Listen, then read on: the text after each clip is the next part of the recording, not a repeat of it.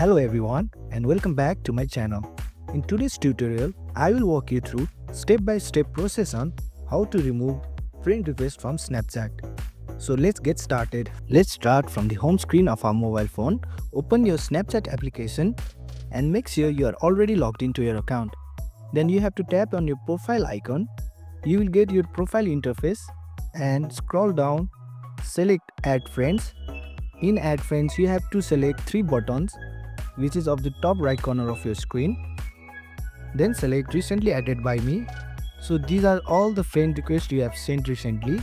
Now just click on the profile which you want to remove. You will see these options.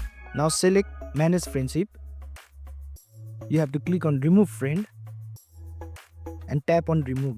Now you have successfully removed friend request from Snapchat. If you found this video helpful, please don't forget to like and subscribe. See you in next video and thank you for watching.